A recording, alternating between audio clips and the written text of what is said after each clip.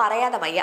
പിണറായിയുടെ ധാർഷ്ട്യം അസഹനീയമെന്നത് മാത്രമായിരുന്നു കോൺഗ്രസിന്റെ ഈ വൻ വിജയത്തിന് കാരണം. വീട്ടിൽ പോയി ചോദിക്കാൻ പറഞ്ഞവരെ വീട്ടിലിരുത്താമെന്ന് ജനങ്ങൾ തീരുമാനിച്ചു. പല കഴിവുള്ള CPM നേതാക്കളെയും സൈഡാക്കിയാണ് പിണറായി വിജയൻ മുന്നോട്ട് പോയത്. അച്യുതാനന്ദനെ ഒതുക്കിയ പിണറായിക്ക് G സുധാകരനെയോ ജയരാജനെയോ ബേബിയോ ഒന്നും ഒരു വിഷയമേ അല്ലായിരുന്നു. അതുകൊണ്ട് തന്നെ കോർ കമ്മിറ്റി അടിത്തറയിൽ വിള്ളലുകൾ ഉണ്ടാകുകയും ജനങ്ങളിൽ പിണറായിയുടെ വെറുപ്പ് തോന്നുകയും ചെയ്തു.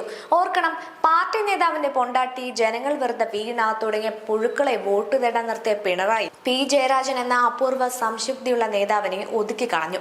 എന്നാൽ കോൺഗ്രസ് ജയിച്ചിട്ടോ പട്ടിണി കിടന്ന പട്ടിക്ക് എല്ലും കഷ്ണം കിട്ടിയ പോലെയാണ് മുഖ്യമന്ത്രി കസേരയ്ക്കായി കടിപിടി കൂടുന്നത്. കോൺഗ്രസിലെ ശക്തമായിരുന്ന ലീഡറിനെ പണിഞ്ഞു മുന്നിൽ വന്ന രമേശ് ചെന്നിത്തലയെ നൈസായി സൈഡാക്കി അഭിനവ യുവ തുർക്കികൾ.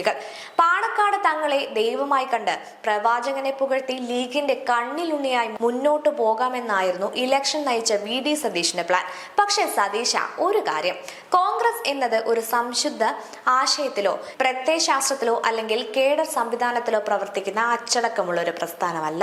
തനിക്കെതിരെ മിണ്ടത്തില്ലെന്ന് ഉറപ്പുള്ള ഒരാളെ സോണിയ അമ്മച്ചി പ്രധാനമന്ത്രിയാക്കിയ കോൺഗ്രസ് ഹൈക്കമാൻഡിന്റെ പെട്ടി തൂക്കി നടന്ന മല്ലികാർജുന ഖാർഗെയെ താക്കോൽ കൂട്ടം ഏൽപ്പിച്ച അടിമയെ വെച്ച് ഭരിക്കുന്ന ഒരു പ്രസ്ഥാനമാണ്. എന്ന് വെച്ചാൽ കഴിവിനോ പിൻബലത്തിനോ ഒന്നും ഒരു പോയിന്റും കിട്ടില്ല.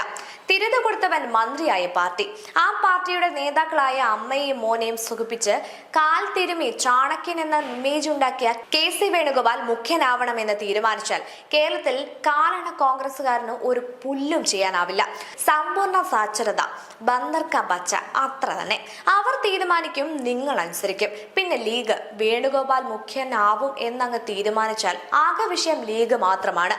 മാണി മകൻ പോയിട്ട് സംഭൂജനായതുപോലെ ലീഗ് പോയാൽ മലരാണെന്ന് രാഹുൽ ഗാന്ധിയെ വേണുഗോപാൽ ധരിപ്പിച്ചാൽ, രാഹുലോ പ്രിയങ്കയോ കേരളത്തിൽ മത്സരിച്ചാൽ അവിടെ പൊട്ടിക്കുമെന്ന് ഭീഷണിപ്പെടുത്തിയാൽ ലീഗ് പോവട്ടെ എന്നങ്ങ് രാഹുൽ തീരുമാനിക്കും. കാരണം നിലവിൽ KC ആണ് ബുദ്ധിയില്ലാത്ത രാഹുലിന്റെ നിർമ്മിത ബുദ്ധി.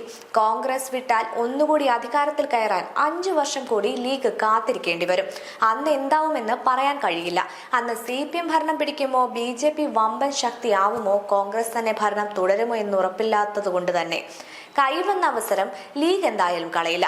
അതായത് സതീഷിന് വേണ്ടി ലീഗ് രാഷ്ട്രീയ ആത്മഹത്യ ചെയ്യില്ല എന്ന് ചുരുക്കം.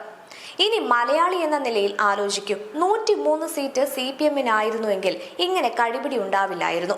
അതാണ് അച്ചടക്കം. അതേപോലെ അടുത്ത 5 വർഷം ഇതുണ്ടാവും. പിണറായിയുടെ ധാർഷ്ട്യം എന്നത് കഴിഞ്ഞാൽ ഭരണം ശരാശരിക്ക് മുകളിലായിരുന്നു. യഥാർത്ഥത്തിൽ CPM-നോട് ഭരണശത്രുതയില്ലാത്തതിനാൽ വികസനത്തിൽ കേരളത്തെ കേന്ദ്രം പരിഗണിച്ചിരുന്നു. എന്നാൽ തുടക്കം മുതൽ അടുത്ത 5 വർഷം ഈ തുടക്ക ഊളത്തരങ്ങൾ കോൺഗ്രസ് തുടരുമെന്നത് മാത്രമല്ല, കേരളത്തെ സംഭവിച്ച മോശം ഭരണമാവും ഉണ്ടാവുക. 10 വർഷം അഴിമതി കാണിക്കാൻ അവസരം കിട്ടാഞ്ഞത് കോൺഗ്രസും ലീഗും നന്നായി മുതലെടുക്കും. പൊതുവെ കമ്മ്യൂണിസ്റ്റ് ഭരണത്തിൽ അഴിമതി കുറവായിരിക്കും, എന്നാൽ ഇനി അതിന്റെ കൂത്തരങ്ങായിരിക്കും. ഒപ്പം പ്രതിപക്ഷം ഇടതുപക്ഷത്താവുമ്പോൾ ഉണ്ടാവുന്ന ശക്തമായ പ്രതിഷേധങ്ങൾ, പ്രകടനങ്ങളും ഇഷ്ടം പോലെ ഉണ്ടാകും.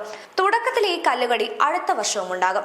ഇടതുവശത്തെ പന്ത് വലത്തെ കാലിലോട്ട് മാറ്റിയ മലയാളി നാറാണത്തുഭ്രാന്തന്മാർക്ക് അഡ്വാൻസ് ആശംസകൾ.